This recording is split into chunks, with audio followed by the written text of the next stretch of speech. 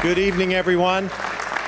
Thank you very much. This is an exciting evening for us here in Fairfield. It's another treat to hear from someone whose philosophy and whose life and whose inspiration as a woman and as a person, and now as a candidate running for the highest office in the country, Marianne Williamson. It's our delight to welcome her back to Fairfield, Iowa. Marianne, thank you. Marianne, as you know, is an internationally acclaimed lecturer, activist, and author of 4 #1 New York Times bestselling books.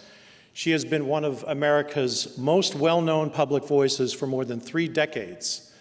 7 of her 12 published books have been New York Times bestsellers, and Marianne has been a popular guest on television programs such as Oprah, Good Morning America, and Bill Maher. Marianne Williamson was one of the first Democratic Party candidates to declare for the office of President of the United States and made Fairfield part of her campaign launch in November of 2018.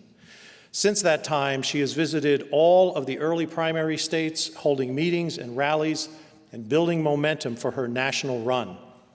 She has been interviewed by the editorial board of the Des Moines Register. She's had major articles on her campaign by, let's start with the most important one, the Fairfield Ledger, this evening, a very nice article. Also by the Washington Post and Vanity Fair. She's appeared on Morning Joe on MSNBC, and Marianne will be featured on CNN Town Hall for presidential candidates this Sunday, April 14th. I know we'll all be excited to watch that. Marianne is running for president because her vision is clear about what priorities our country needs to set to be a strong nation. We'll hear that vision tonight, so please help me welcome my dear friend and a good friend of Fairfield, Democratic candidate for the presidency of the United States, Marianne Williamson.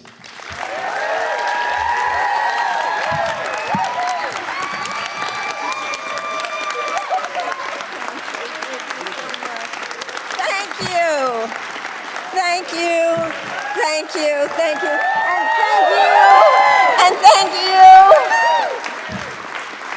thank you.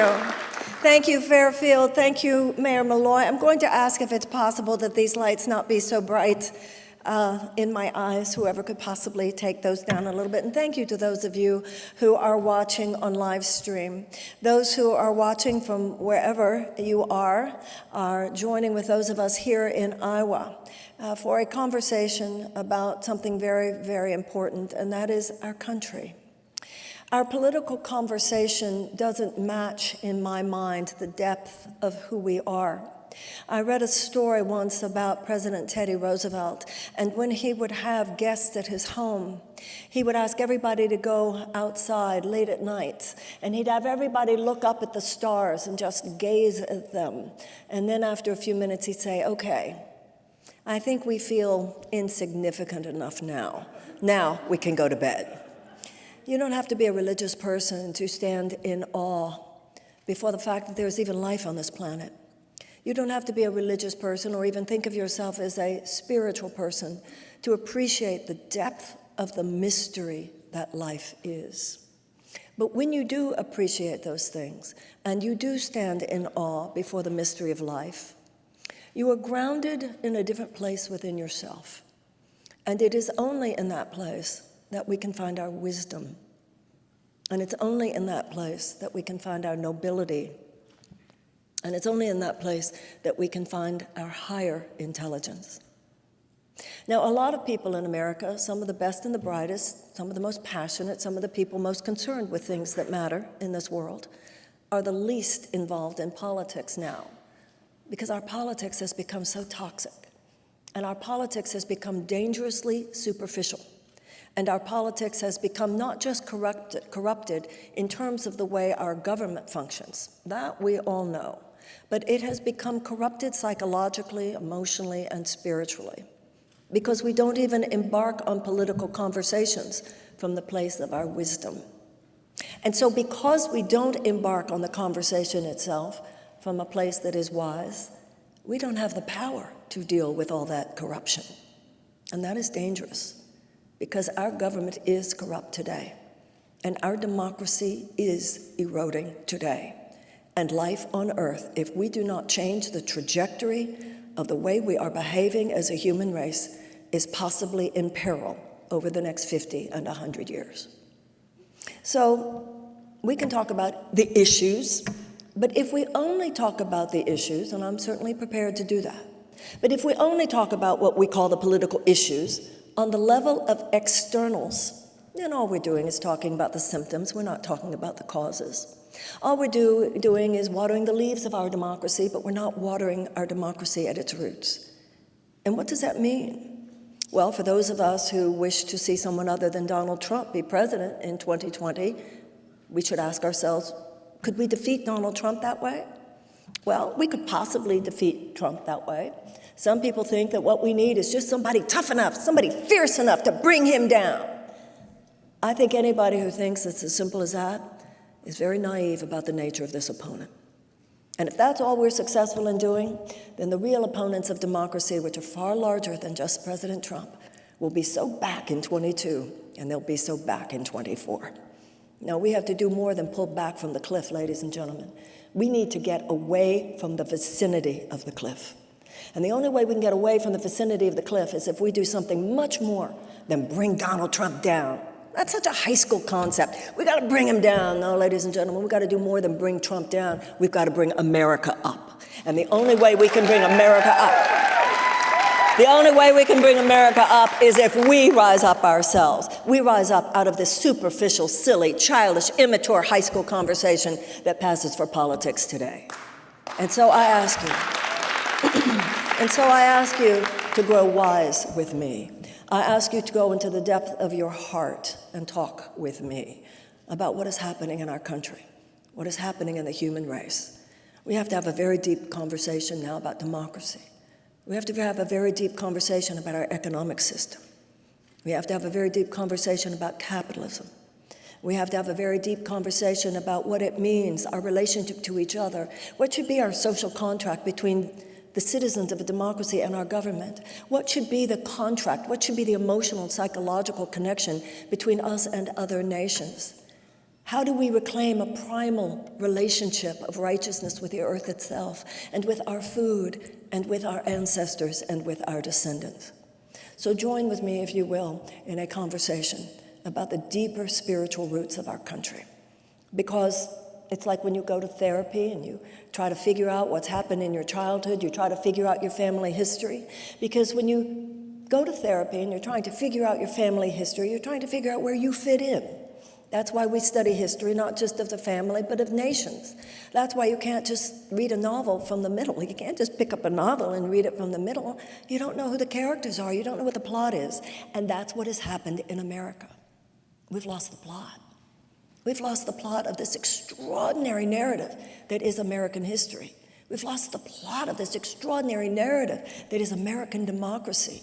And because we've lost a sense of its profundity, we've lost a sense of its meaning, we've lost a sense of its purpose, we've lost a sense of our responsibility to it, we've lost a sense of what it means to honor what our ancestors have done, we've lost a sense of responsibility to our descendants. And so what this campaign is a campaign for something deeper than just winning the presidency in 2020, although I personally think that only a conversation of depth will win this election in 2020.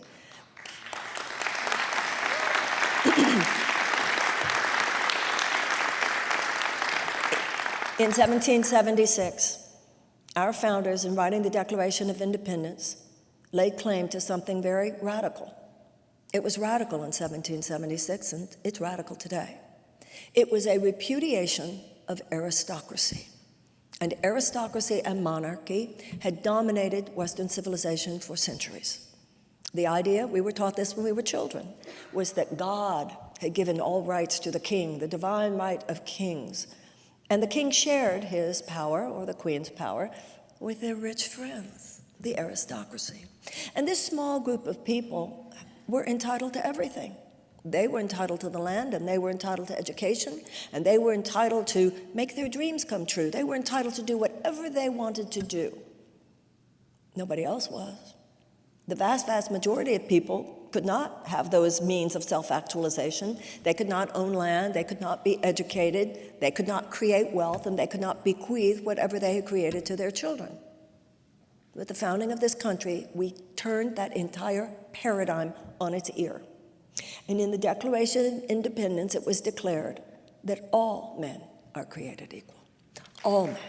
And that all men are given by God inalienable rights of life and of liberty and of the pursuit of happiness. And the Declaration says that governments are instituted among men to secure those rights. Now, those words are profound. And if all they are written on marble walls, inscribed on marble, or written on parchment and kept behind glass that we go see in a museum somewhere, that doesn't mean much after a few generations because they lose their moral force. In the Jewish religion, it is said that every generation must discover God for itself. Every generation of Americans must rediscover for ourselves, what those words mean. Because only if we rediscover for ourselves in our own hearts what they mean, do they have moral force. Because only then do the people of the United States find and refine our emotional and psychological and moral and spiritual connection to those principles. Only then do we find that place in ourselves where we are willing to stand for those principles, to struggle for those principles, to know when those principles are being transgressed against, and to be willing to rise up and say, stop right there when somebody's coming after it.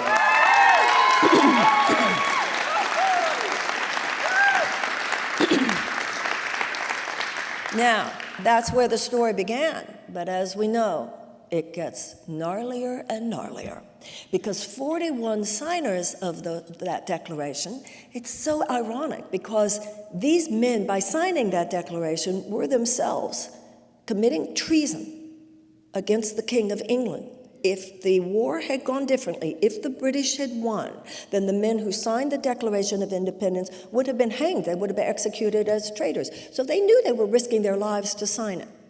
So on one hand, these men gave this extraordinary gift to all of us and infused the founding of our nation with the most enlightened principles that had ever informed the founding of a nation in history. But 41 of them were slave owners. So that's how it all began.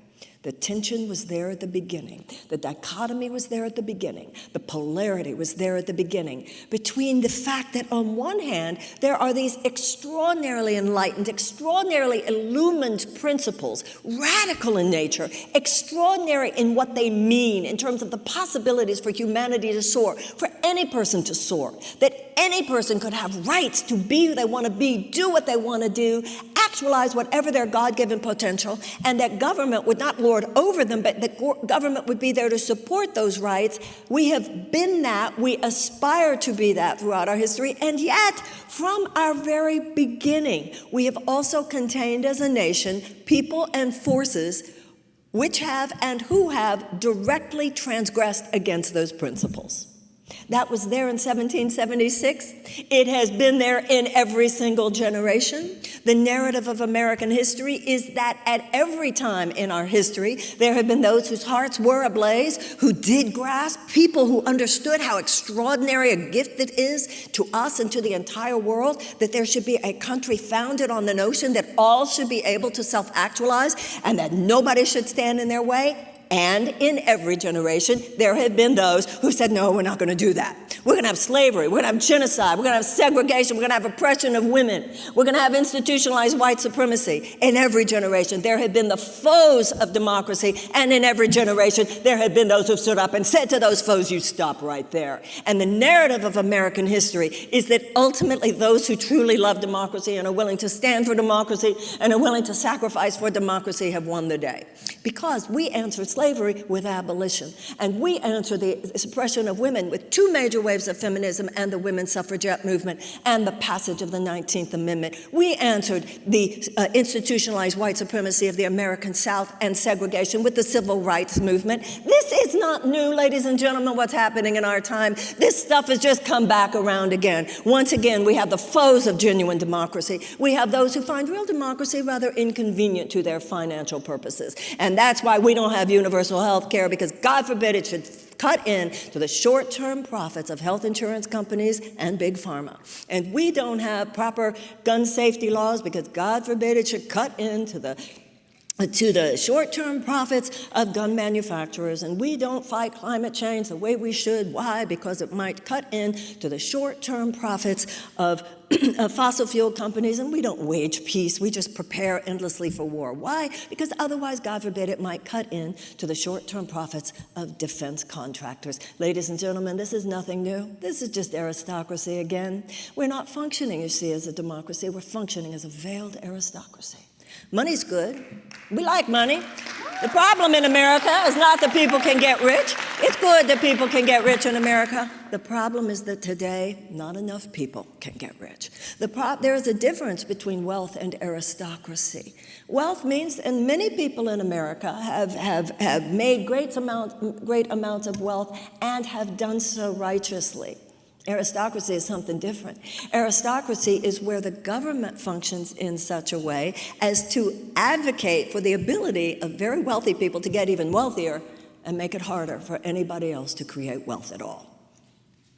This kind of tendency is not good for democracy. Louis Brandeis, the late Supreme Court Justice, said that you can either have large amounts of money concentrated in the hands of a very few, or you can have democracy. The foe of democracy today isn't conservative and it isn't liberal. The foe of democracy today is corporatist. The foe of democracy today is that force which mitigates against Abraham Lincoln's statement that a government of the people and by the people and for the people would not perish from the earth. Ladies and gentlemen, it's perishing. Because we are functioning as a government of a few of the people, by a few of the people, for a few of the people, of the corporations, by the corporations, and for the corporations. This is so much bigger than how it affects you. It's so much bigger than how it affects you, and it's so much bigger than how it affects me. It's whether or not we as a generation stand up for this extraordinary possibility of a society in which the values of equality and the values of equal opportunity and the values of the real right of all people to pursue their happiness is something that is safe in the hands of this generation. We're not the first generation to have to face some very, very serious threats to our democracy. Let's just be sure we're not the first generation to wimp out on doing what it takes to get this country back on track.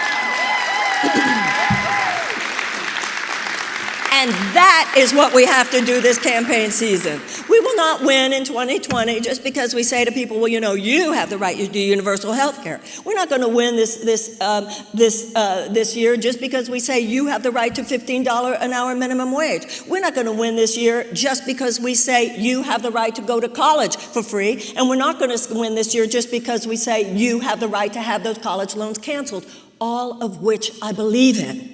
But we have to come from a deeper place than just saying you have the right to those things. We need to come from the place where we claim for ourselves the responsibility, not just the rights of democracy, but the responsibility to take a stand for what all those things stand for. It's what universal health care stands for. It's what that $15 an hour minimum wage stands for. It's what free college stands for. It's what the cancellation of those college loans stand for. It stands for the right of people to soar, the right of people to relax, the right of people to have this cap taken off their dreams, a right of people to have their own power unleashed. That is where economic good comes from in this country. And it's time for us to learn to guffaw in a very healthy way when the enemies of our democracy tell us that our democracy has been eroded because those things which have eroded it are somehow good for business. None of that's good for business. I think after 40 years, the jury's in.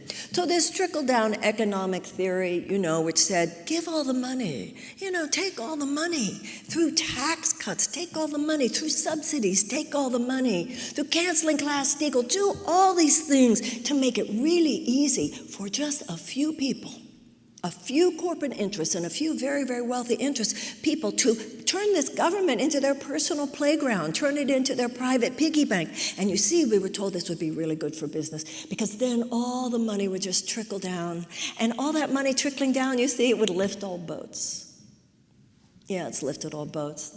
Like hell, it's lifted all boats. It has left millions and millions of people without even a life vest. It has destroyed America's middle class. It has created the biggest wealth inequality since 1929.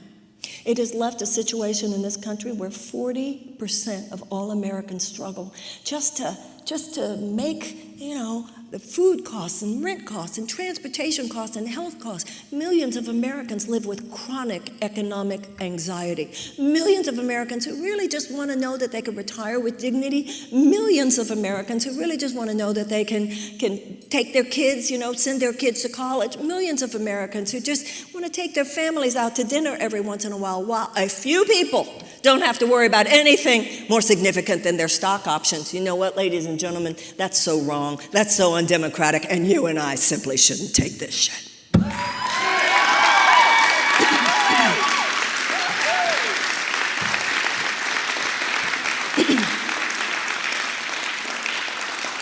But to do something about this, we need to do more than defeat Donald Trump.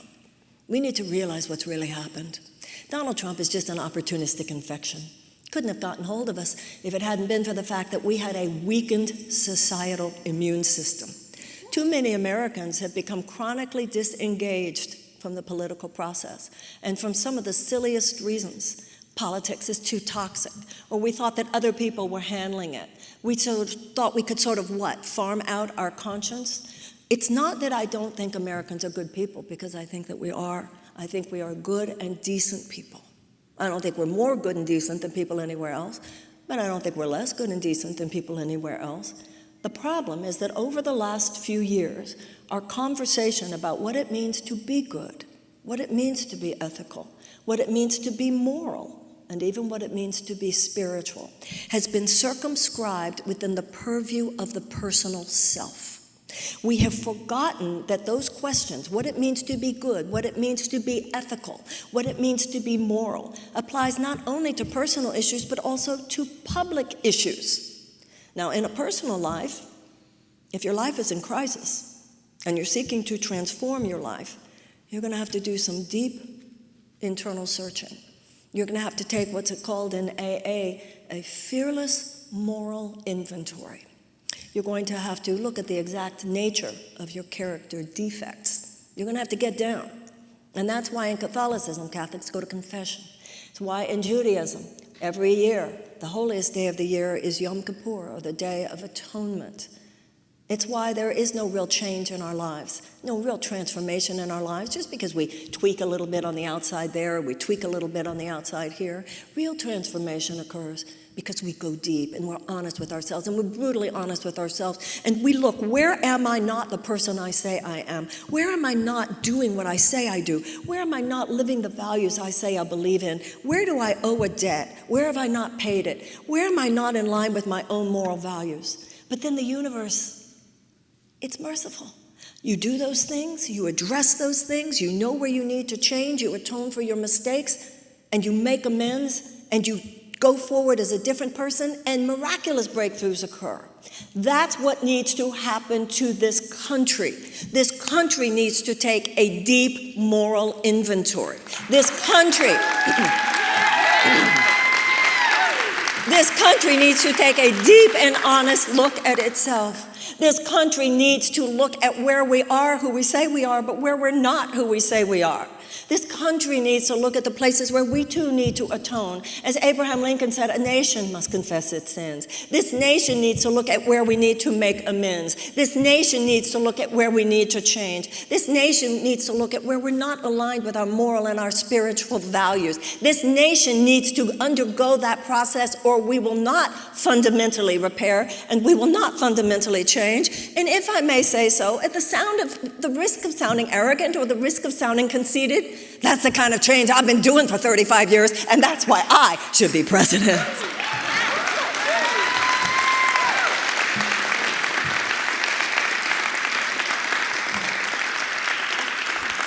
Because I want to lead this country on the only path of fundamental repair.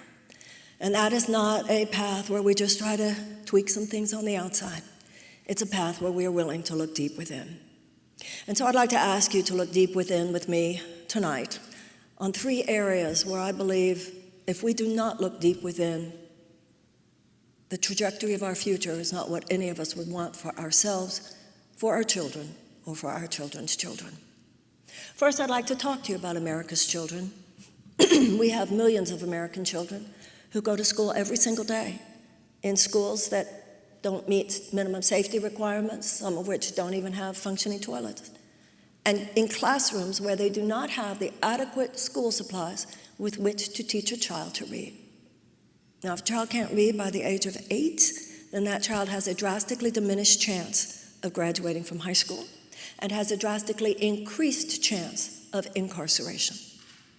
Millions of these children live in what are called today America's domestic war zones, where the violence in their homes, their families, their streets, their schools are so great that psychologists tell us that the PTSD that is experienced by a veteran returning from Afghanistan or Iraq is no more severe than the PTSD that is experienced by these millions of children. Except for a veteran returning from Iraq or Afghanistan, it's post-traumatic stress. For these children, it's present traumatic stress because that stress and that trauma is triggered and re-triggered every single day. Many of these children go to school every day hungry.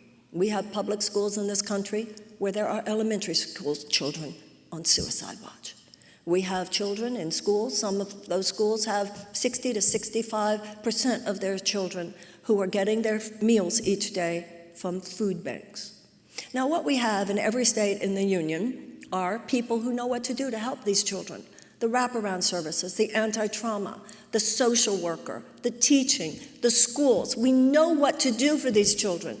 But this is not what we resource. This is not what we fund. Why? Because these children, they're not old enough to vote, so they're not a constituency. They're not old enough to work, so they don't represent any financial leverage. So in a system such as ours, which has become, and we all know this is true, particularly since the passage of Citizens United, our government has become, for all intents and purposes, little more than a system of legalized bribery. So what chance do these kids have? How can these children with no financial leverage on their side have any chance of competing with the clout of the multinational corporate forces whose millions and billions of dollars dominate our Congress and our White House? What has our political establishment done about these children? Simply normalized their despair. Now, these children, in my mind, are a humanitarian crisis in our midst. These children should be rescued, no differently than we would rescue them if they were the victims of a natural disaster. And yet, we don't. We don't, because even though they are full-on citizens, even though their right to pursue happiness is theoretically guaranteed in the Declaration of Independence, which says that governments are instituted to secure those rights, we are not securing the rights of these children. Marianne Edelman's concept of the cradle-to-prison pipeline is absolutely true. It's happening in our midst, and the political establishment, the traditional political establishment, is simply not talking about it. They'll talk about something like increased funding for education. Ladies and gentlemen, decreased funding for education doesn't even begin to cover it. And if you make me President of the United States, there will be a cabinet-level U.S. Department of Children and Youth. And when I heard,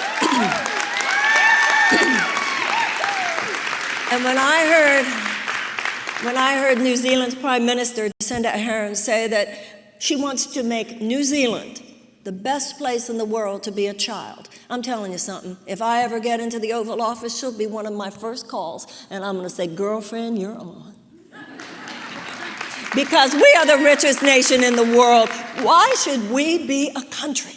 This is the thing. We have been so trained to expect so little. We're the richest country in the world. There is no reason for 41 million people to be hungry in America. We don't even try anymore. We don't even declare. But I'll tell you something, if I'm President of the United States, we will declare an end to hunger in America.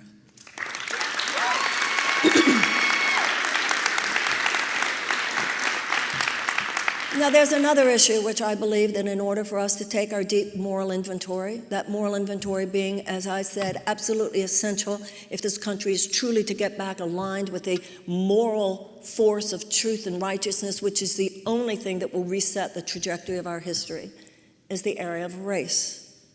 I do not believe the average American is a racist. I don't. But I do believe that the average American is vastly undereducated about the history of race in the United States, particularly since the Civil War. I think a lot of people simply never learned it. At the end of the Civil War in 1865, there were between 4 and 5 million slaves in the United States. And one thing about a slave, they certainly had a skill set, but what were they going to do once they were freed? Well, General Tecumseh Sherman promised every former slave family of 4, 40 acres and a mule. We've all heard that phrase, but let's take it deeper and let's ask ourselves, well, what would that 40 acres and a mule have meant? It meant that you could make a living. It would mean that you could actually live. You could economically thrive in this newly freed condition. Well, in most cases, that was never given to them, and even in the cases where it was given, it was taken back. At the end of the Civil War in 1865, federal troops were stationed in the South to ensure that slavery would not be reinstituted. But as soon as the federal troops left, and by the way, I do believe that things might have been very different had Abraham Lincoln lived. But he didn't. We know that. In 1877, when the federal troops were taken away from the South, Southern legislatures throughout the South passed what were called the Black Code Laws. Black Code Laws were set up to ensure subpar economic and social and political opportunities for black people. Now think about this, ladies and gentlemen, because what followed from the end of the Civil War in 1865, what followed for the next 100 years was what we would call today a reign of domestic terror. What do you call lynchings? Just hanging black people. That's domestic terror. What do you call Ku Klux Klan? That's domestic terror.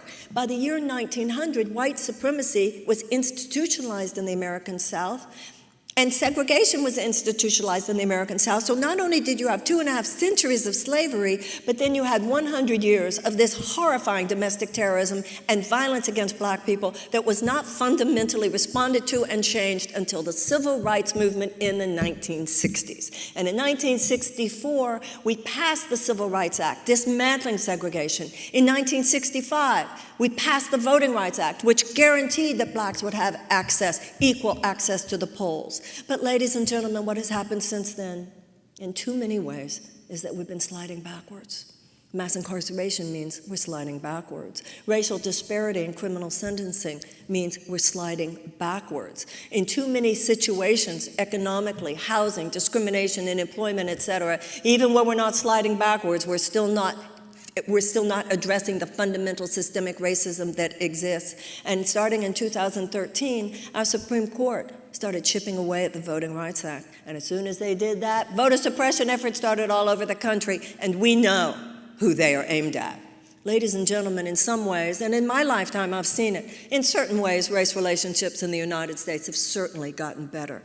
But in other ways, there's an underlying tension and anxiety today that's not a good sign at all. Ladies and gentlemen, it is my belief it is time for us to do something big, as other generations have done before. Since World War II, Germany has paid $89 billion in reparations to Jewish organizations. It can't mean that the Holocaust didn't happen, but it has gone far towards reconciliation between Germany and the Jews of Germany and the rest of Europe. In 1988, Ronald Reagan signed the American Civil Liberties Act, in which every survivor who had been a prisoner of the Japanese internment camps during World War II were given between $20,000 and $22,000. Americans are decent people. We do the right thing. We do it as individuals. We have a sense of fairness, a sense of justice. We want to pay our debts. If we owe somebody, we want to pay up, and that is what we need to do. This generation of Americans, in honor of our ancestors and as a gift to our children and our children's children, I believe, should pay reparations for slavery.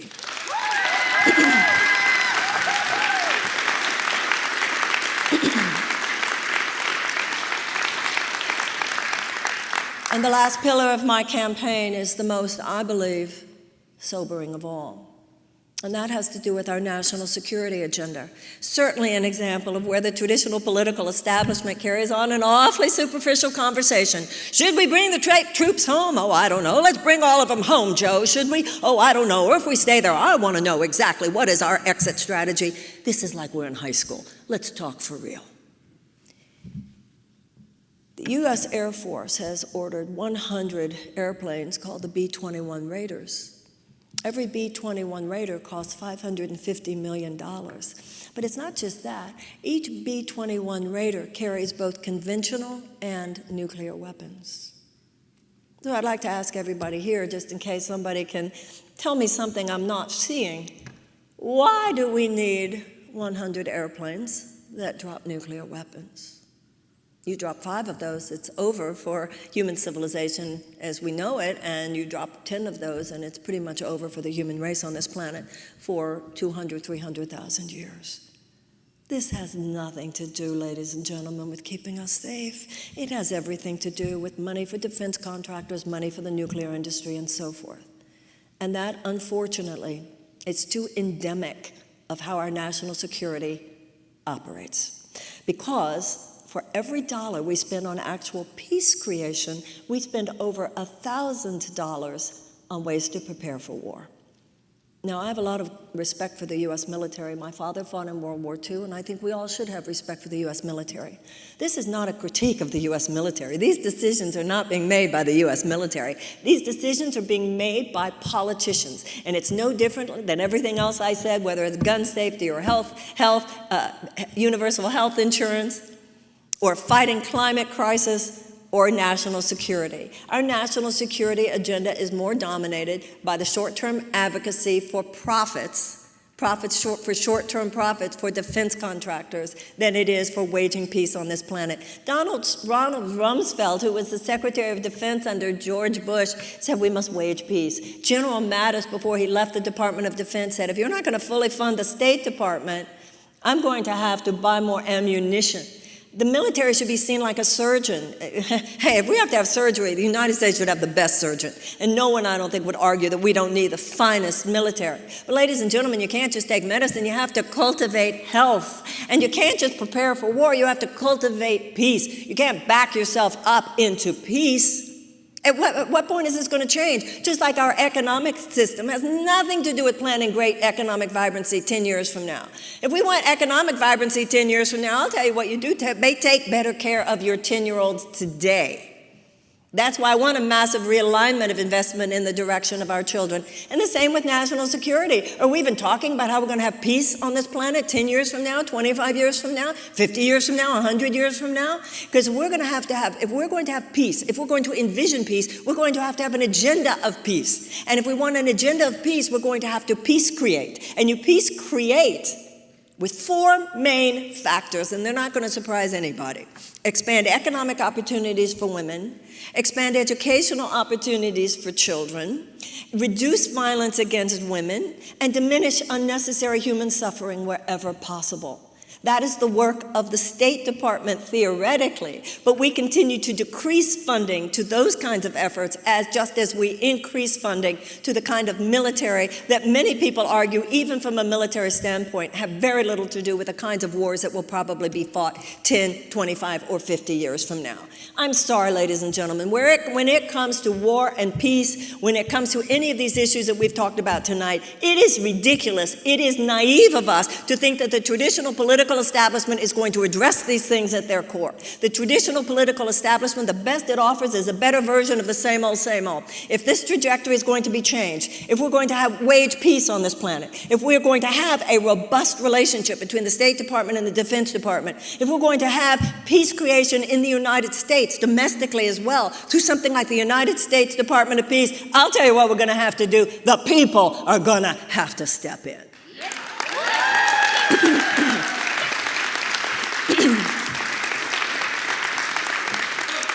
You know, Americans have become, unfortunately, very well aware of the issues having to do with drug addiction, alcoholism, and so forth.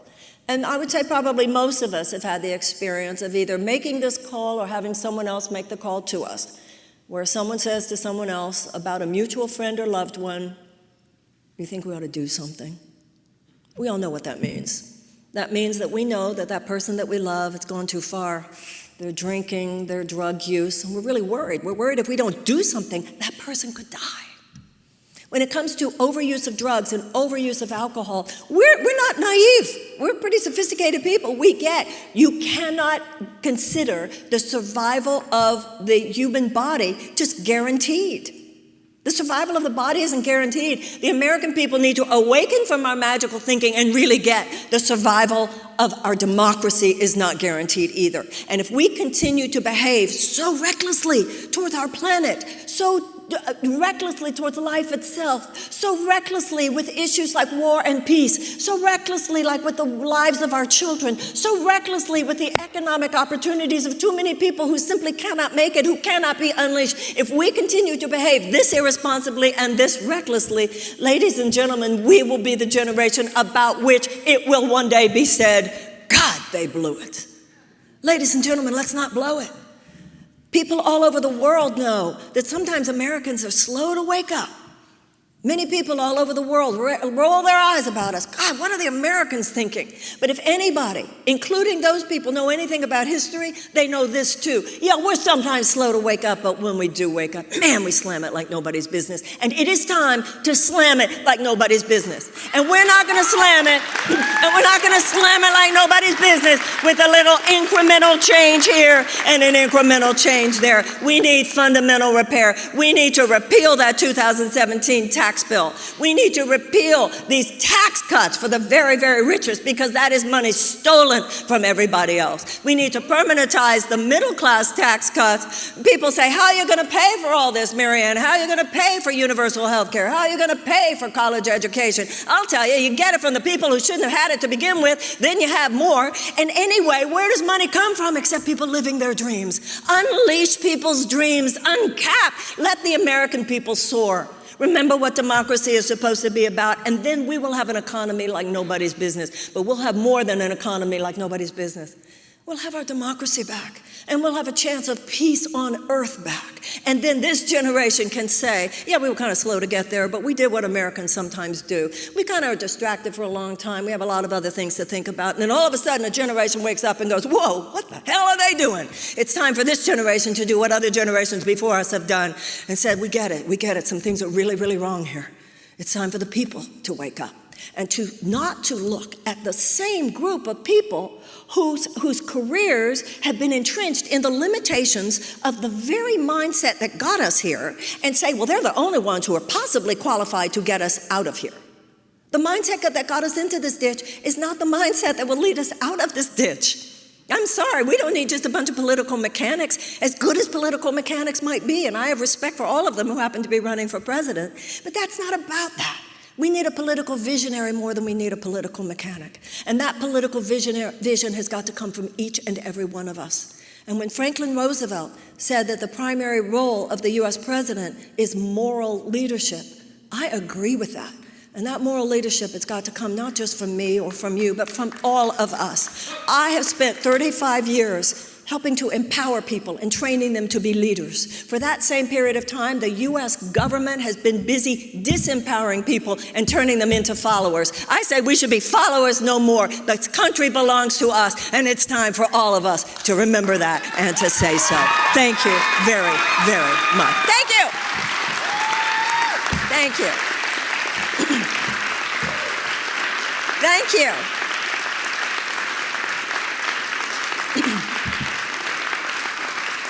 Thank you. I appreciate your being with me here and joining with me in the conversation about things that I think matter. I think our children matter. I think race matters. I think war and peace matters. I think the state of our planet matters. People say, how are you going to pay for all of these things we need to do in terms of climate crisis? I'd rather pay for it with money than pay for it with our lives. And that's really what we're talking about here. We need to become wise, as I said before, earlier this evening. We need to stop talking about these things like they're just superficial issues, because they're not superficial issues. People's lives are at stake. And America has not always done everything right. We know that. But it's like people. Sometimes when you're looking at the things you've done wrong, you need some people to remind you that you haven't done everything right. Just like when you're a little up on yourself, it's important that you have people that remind you sometimes you did some things wrong. This generation, it's our time to decide. It's our time to decide, not later, but now, not other people, but us. And we need a political system that is revitalized by our own passions, not just passions for what we want, but passion that arises from the fact that we have in our hands, we have been entrusted with something very, very precious. Like I said, it's more than what you have a right to. It's what we have a responsibility to do, to really connect with our ancestors that way, to really think about what we owe to our descendants. That's the level of conversation that I want to have about politics. That's the conversation that I'm enjoying having with people all around this country, because I think the American people are ready for this. If you make me president, if you feel that in your conscience, and one of the things that I find very profound here in Iowa, it's the same in Nevada, it's the same in New Hampshire, and it's the same in South Carolina, and it's the same in California now, although I'm not sure that people in California have totally awakened to this. But in these other states, the primary states, people certainly have awakened to it. You have a very, very serious job on your hands, and I'm just honored to be part of the process. As I already said, I'm not running against anybody, I'm running with everybody. You have an important job. You're listening to really, really fine people, all of whom are saying great things. I personally think it's really healthy for our democracy and healthy for the Democratic Party that so many people are running. This is an all-hands-on-deck type of moment. Anybody have some good ideas? Bring them on. But there's something mystical about democracy. It means that when the time comes for you to caucus, some states, for primary voters to vote, you're going to listen to that small, still voice within. That's what Gandhi said. Gandhi said the leader of the Indian independence movement was the small, still voice within. I'm honored, and I thank you for giving me the privilege of being able to speak into your listening. And I hope that you will hear me on the level of heart from which I have entered into this conversation. And whether you feel, when you caucus, or in other states when you vote, that yes, this is a consciousness that I wish to have sitting at the desk in the Oval Office or not, I hope that you will feel that this conversation has added in some way to the life of our precious country. Thank you very, very much. Thank you. Thank you. Thank you so much. Thank you. Thank you. Thank you. Thank you. Thank you so much.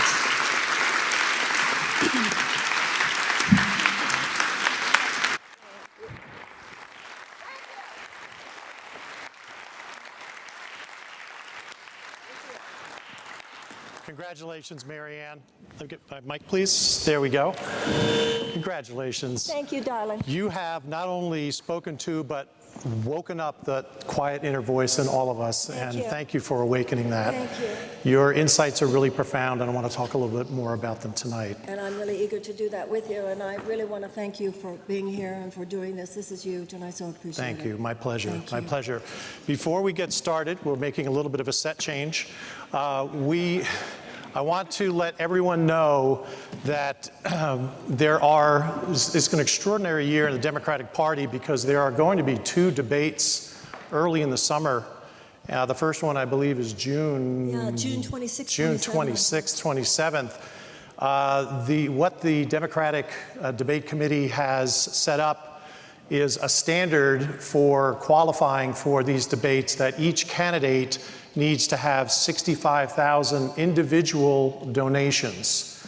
Marianne is down to about 20,400 remaining, so we want to help her get there, and it's a donation of any amount. It just has to be an individual donation, so it could be $1, $10, $100, $1,000, whatever you feel and whatever your means is. But we want to be assured that Marianne's voice is there.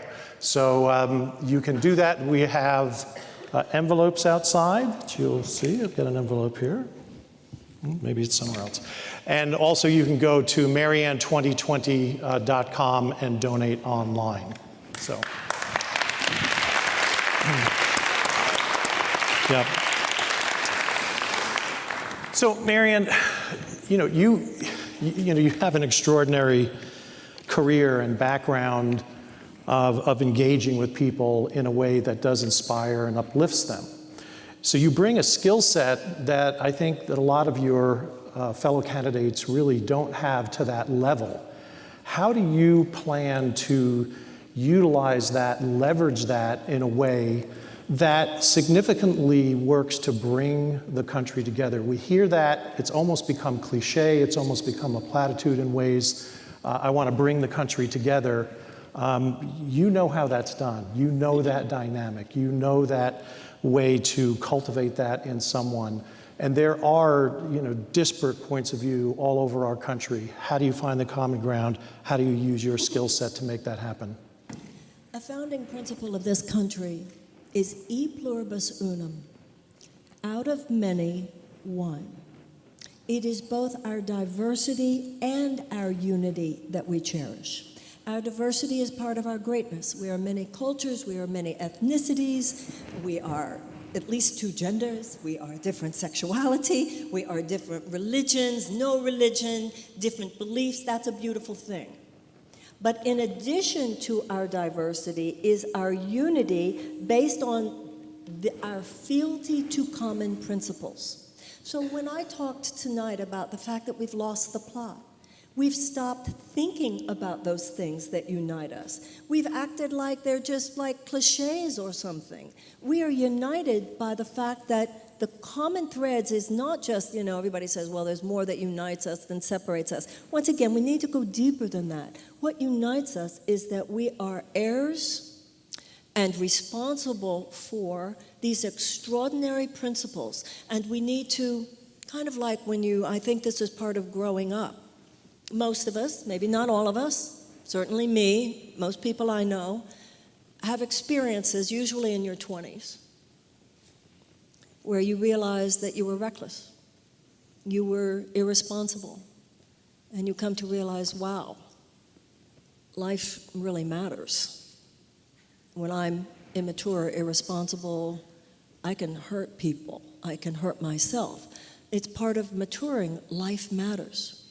And that's what I think is the place within us where, like when you look at the stars and you realize we're all insignificant. When Teddy Roosevelt said, look at the stars. When you're out looking at the stars, when you look at a Hubble telescope, when you stand in mystery and awe before life, before how lucky we were to be born in this country that despite all our problems, I'm a woman. There are countries, Ed, where if I said about our government a fraction of what I said here tonight, I would be thrown in jail and possibly tortured.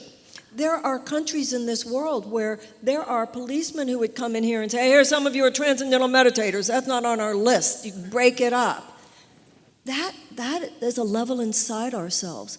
And when we sink into that which is real and true about what it means to be human and what it means to be a democracy and what it means to be responsible, that is the only place where we find our unity. And I can't bring people together. What I can do is talk and act and live from the place where we are one.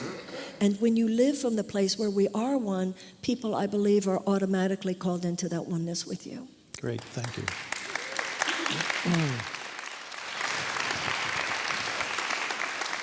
And it's something I think that bothers a lot of us is that insurmountable point in our country over Somebody's phone is on. over How wedge hilarious. issues. Somebody's got a nice tune going there. Sorry. That's okay. Could be any Phone's of it. on mute. It's just funny. There we go. So the wedge issues, essentially, that polarize our community and our country and are sometimes the foundation for impassable, insurmountable ways that we can see each other as the same. And it's interesting to me, I just wanted to get your take on this and any suggestions. One of my favorite Thomas Jefferson quotes, I find it is on the Jefferson Memorial in Washington, D.C. It's inscribed on one of the walls. And it's from a South Carolina congressman, Sam Kercheval, who had written a letter to Jefferson in 1816, essentially saying, hey, everybody here is saying that we have to stick to the foundations of the Constitution that the Founding Fathers wrote, and yet I see that there are ways that we can change. And what is your opinion on that, Mr. Jefferson, a slave owner? The quote is, "I'm not an advocate for frequent changes in laws and constitutions, but laws and institutions must go hand in hand with the progress of the human mind. As that becomes more developed, more enlightened, as new discoveries are made, new truths discovered, and manners and opinions change with the change of the circumstances, institutions must advance also to keep pace with the times. We might as well require a man to still wear the coat which fitted him when a boy, as a civilized society, to remain under the regimen of their barbarous ancestors. So essentially, Jefferson was saying, it's your Constitution, it's your government, it's your country, change. That's one of my favorite quotes from Jefferson as well. You're right. The founders were not seeking to jump up from the grave with every generation and tell us what to do. They were bequeathing to us principles for decision making. Eisenhower said the American mind at its best is both liberal and conservative. Genuine conservatism should mean to conserve those things which are eternally true. And that is an example of why we need greater psychological, intellectual, and emotional sobriety in the way we approach political questions. It shouldn't just be, what do I want versus what you want. It should be what you just said. What does the Constitution say? How should that apply to today? For me, an example of that has had to do with the Electoral College, because I tend to be a romantic about the Constitution. Well, you know, the founders did it for this reason and that reason, and so it's been, for me personally, a bit of a journey to get there. I have gotten to the point of for me, thinking that we should abolish the Electoral College, simply because I don't see any other way to really ensure that the will of the people are done in a presidential election. But it is an example where, because the Constitution originally drew it differently, once again, I'm not a fan of changing these things, but it did take us to a point, in my opinion, where we were like a boy wearing, a coat that no longer fit him. And I think that balance that Jefferson refers to there, don't change things impulsively, change things only with deep and sober consideration of what it would mean, not only for you, but for other generations. No generation should live just for itself. To me, that Jeffersonian principle, like all Jeffersonian principles, should guide us as a nation. Great, thank you.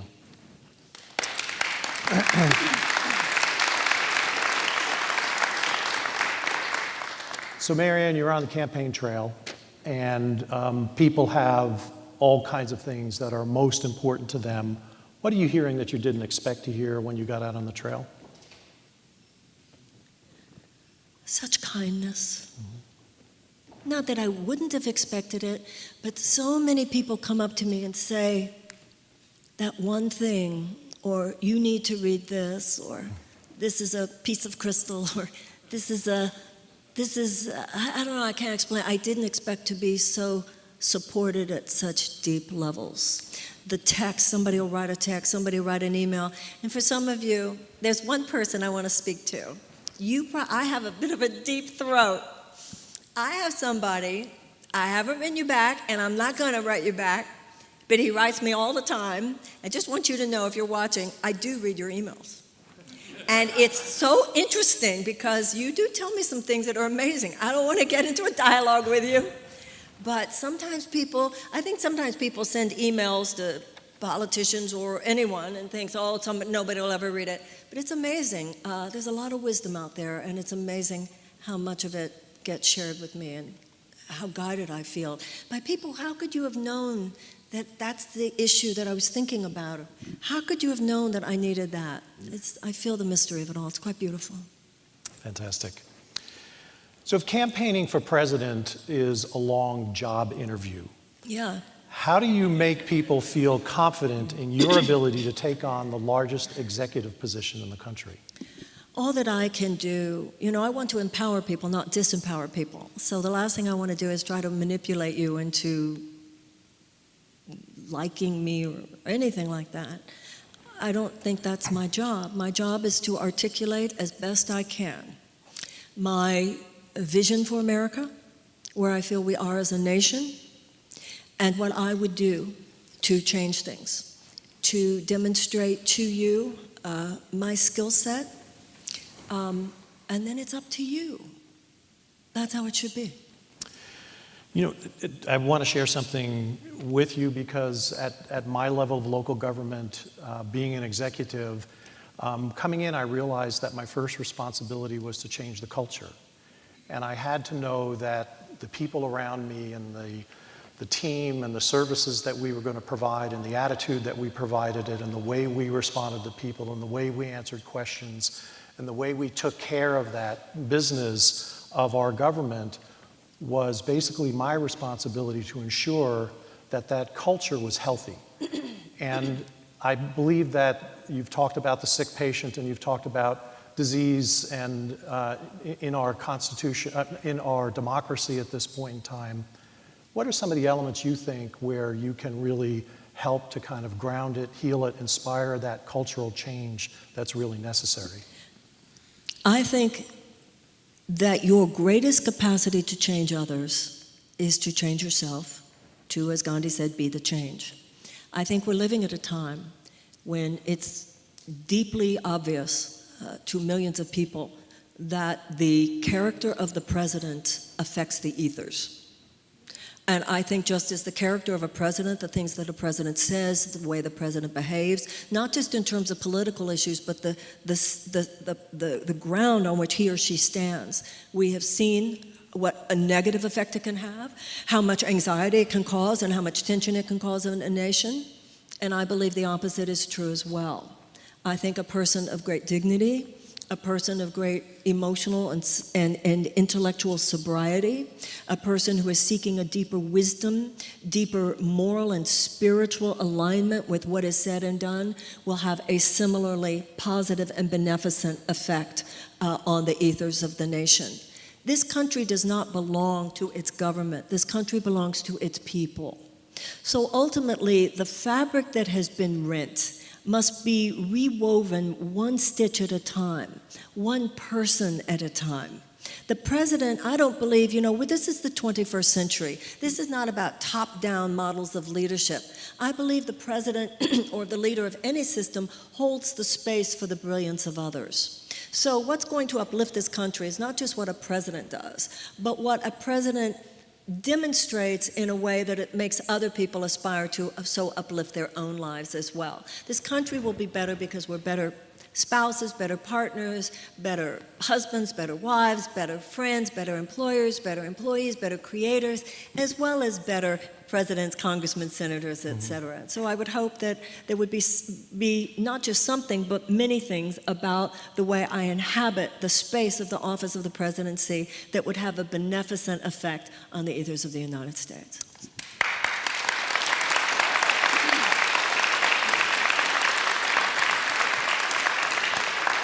I think that's critical, and I also feel, and I have faith, that your co-equal branch of government, the 535 people who serve in the House of Representatives and the Senate, that there are a number of those people also who have that goodness in them as well, and they may not be the spokespeople for the party on a lot of the major news stations, but there are people who are there doing their job every day. And I think they long for that kind of leadership. They're looking for a place for people to unite and to get more done for the American people. I totally agree with that. There's some very good people in Washington. They're very smart people. Listen, whether you're talking about government or anywhere else, any other corner of our civilization, there are far more lovers than haters.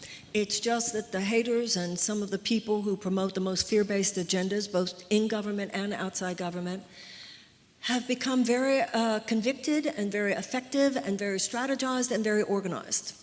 And those of us who love and those of us who hold the higher vision of what is possible in America, we need to become serious and effective and convicted and organized.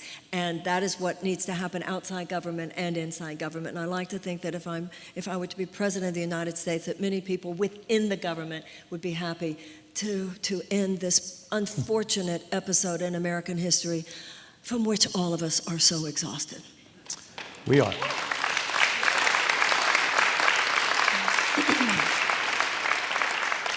Give us an example of who President Williamson might appoint to a high-level cabinet position, or what kind of character and expertise will you be looking for in a cabinet? Well, the first thing I can tell you is that the head of the Environmental Protection Agency will be a world-class environmentalist, that's for sure. Right. So, No-brainer. and I have someone in mind, but I have someone in mind for Secretary of State too, but I don't want to say these people's names because I don't know if they'd want to be associated with me. But I do have in mind, you know, we know there's some brilliant world-class environmentalists to lead our Environmental Protection Agency. All the chemical executives and the oil company executives could retire from the EPA, and the EPA would be just so filled with the brilliant environmental scientists, sustainability experts, et cetera. And they would feel completely empowered by the president in going forth boldly. The president knows absolutely we have 12 years to get this right. You go for it, guys. I completely have your back, everything that you need. So that's definitely what's going on with the Environmental Protection Agency. Also, another area where I think about a lot has to do with who our Secretary of State would be. As you know, in this administration, the first Secretary of State was an ex-CEO of Exxon. That tells you everything, doesn't it, ladies and gentlemen? That's not a great humanitarian, not a great diplomat, but someone who actually sees the issues of the Secretary of State as having to do with how to make better deals for multinational corporations. And even with the Secretary of State we have now, one of the most tragic things, I think, in this period of time has been the way the United States, for the sake of a $100 billion arms sale, has been willing to go along with the Saudi Arabians in the prosecution of their genocidal war. That war could not have been prosecuted without the aerial support that our military equipment has been able to give them, in which tens of thousands of Yemenis have starved, many of them the children whose pictures we see on the internet. And our current Secretary of State said something that was so horrifying to me. He said, well, sometimes you can have strategic partnerships with people who do not share your values. Well, no, you can't. And that means you have sacrificed your values. And I've been very pleased in the bipartisan way that both House and Senate has now delivered to President Trump a repudiation of his ability to continue with that behavior. So it's extremely important to me. I do have one person in mind, but I don't want to say who it is because, like I said, I don't know if he'd want to be considered. Yeah. But it is a world-class humanitarian who everything he writes, everything he stands for, so brings back into alignment American foreign policy in direct alignment with the moral values that we should stand for. The Dalai Lama himself told me that people of the world do not see America as a great champion of democracy anymore. For us to even realize as citizens, and this is the thing, it's not enough for me to get it, it's not enough for senators to get it, all of us have to get it. What that means, that the people of the world don't even think of us that way anymore. That is such a historic and tragic deviation from the trajectory of our history. I don't think the people of the world ever thought we always got it right. But they have seen us aspire to be a real leader of Western liberal humanitarian values. So it's extremely important to me that the State Department and the leader of the State Department be a great, in that sense, public moral leader in a public sense. Okay. Thank you.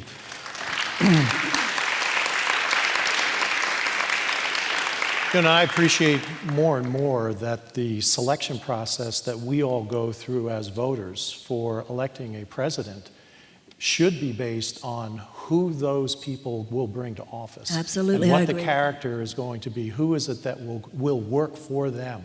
So we'd be very intrigued about who would work for you. Thank you. For many years, probably since we came out of World War II, where our fathers both served, our military buildup has been a foregone conclusion. It's been a given. And it's been justified with adages like peace through strength. And I think in your talk you flipped it, strength through peace. And that should be our message going forward. You've talked about, and I don't know whether this is still a current proposal, but you've talked about a Department of Peace, a separate cabinet level position that would play a role in creating a more peaceful world. What would be some of the elements of the department, and how would it be different from the State Department and our UN representation? The State Department deals with international issues. A U.S. Department of Peace would deal with domestic issues. We have issues of peace and conflict, peace and war in our streets as much as we have internationally. I was mentioning earlier about America's domestic war zones. There are so many wraparound, I was talking about wraparound services for children, services for people who've been incarcerated and are getting back, ways that we can support them in living productive lives, issues having to do with people who want to get out of gangs, even things having to do with better ways that we help people who have been addicted, conflict resolution, restorative justice, meditation and mindfulness in the schools, yoga in the schools, to really take a deep look at what it takes to create a peaceful life and turn these things operationally into the kind of collective and social behaviors that government can support in order to create not just peace in another corner of the world, but peace here. You know, large groups of desperate people should be seen as a national security risk, whether in another corner of the world or here, because desperate people do desperate things. Desperate people are more vulnerable to ideological capture by genuinely psychotic forces. This is true whether it's young people who are drawn into gangs in a corner of an American city, or people who are drawn into terrorist organizations in another part of the world. So anything we do to address and to ameliorate human suffering, unnecessary human suffering and despair, is a way that we help to create greater peace. That's how you create peace. You can't just, you know, the way to make peace with your neighbors is to make peace with your neighbors. It's a great point, and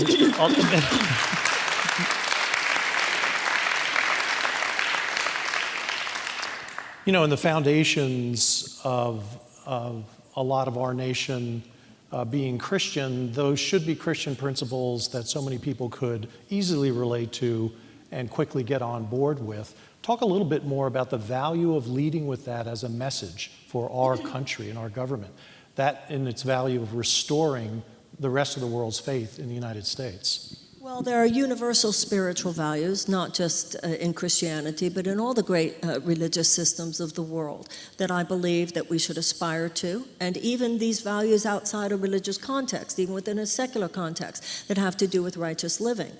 I don't think you can beat, though, love one another. I mean, in the Jewish religion, as a matter of fact, there's a paragraph that to me, it's very central to Jewish spirituality, and it's so profound. It says, "Do not be daunted by the enormity of the world's grief. Do justly, love mercy, walk humbly. You are not obligated to complete the task, but neither are you permitted to abandon it." That to me is such an extraordinary statement of what in Judaism is called tikkun olam, to repair the world. Do justly, love mercy, walk humbly. And in Christianity, love one another. What would our economic policies be if we really took seriously love one another? What would our immigration policies be if we really took seriously love one another? What would be our educational policies if we really took seriously love one another? What would be our international policies if we really took seriously love one another? Now, there are some people who think that my even saying such a thing shows how naive I am. I submit to you that anyone who thinks we will even survive as a species on this planet for another 100 years if we do not start taking more seriously our need to love one another, they are naive. Very good.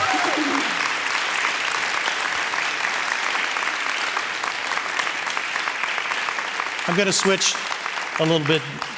Marianne, you're campaigning in South Carolina, Nevada, New Hampshire, and Iowa for the first primaries and caucuses. And each of those states have hundreds of small towns and small communities, places that are getting left behind as we transition into a 21st century economy.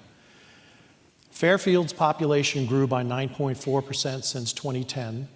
And we're a model of success in rural vitality, economic opportunity, diversity, and sustainability. What is your vision for revitalizing rural American cities and towns? Well, first of all, I don't think that we should in any way underestimate the fact that Fairfield has Ed Malloy as mayor.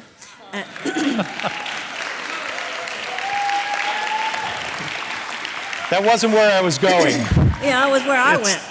And also, not only Ed Malloy as mayor, but I do believe that the spiritual practice at the center of this community is a large reason why the kind of abundance has been able to occur. In terms of rural America, I believe that when it comes to agribusiness, when it comes to farming, this is just one more area in the United States where huge corporate conglomerates have smashed through the fragile bonds, not only of our economy, but of our relationship with the earth, the relationship with food, and relationship with each other.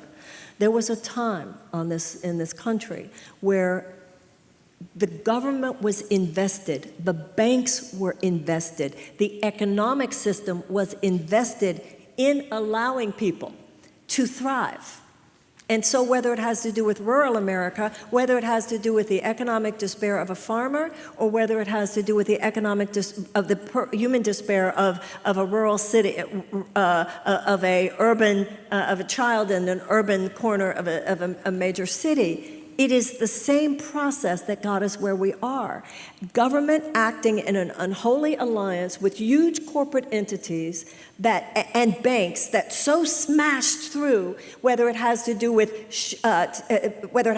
trade laws that made it more attractive for a company to take its factories out of that community, whether it had to do with banks that made it harder back in the 80s for the rural farmer to continue to get capitalization to stay on their farm, whether it has to do with a farmer or whether it has to do with somebody who's a factory worker. It has been the same process, and that is what I believe the American people need to wake up to. These are not discrete incidents. This is an economic trend by which a very few people saw a capacity to make greater profits and greater money by consolidating all of these interests, whether it has to do with the land of a farmer, whether it has to do with factories that you could take out of a town and put in some other country and make more money. When I was a child, when we were young, it was understood the social contract between a corporation and the society was such that it was expected that there was an ethical and moral consideration shown to the worker, shown to the community, shown to the environment. In this case, shown to the farmer, shown to the factory worker. And as soon as we started buying in the 1980s, and our government started acquiescing and being subservient to an economic system which said that the corporation's sole responsibility is its fiduciary responsibility to its stakeholders, as opposed to seeing to its stockholders, as opposed to saying that many are stakeholders. The whole country is a shareholder. That's when all of this started.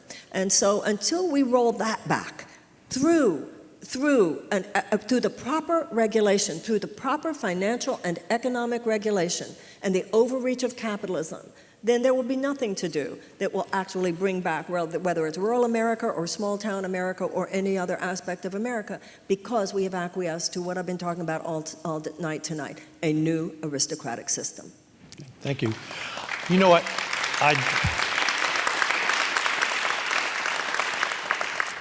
I phrased the question that way because I love to brag on our community.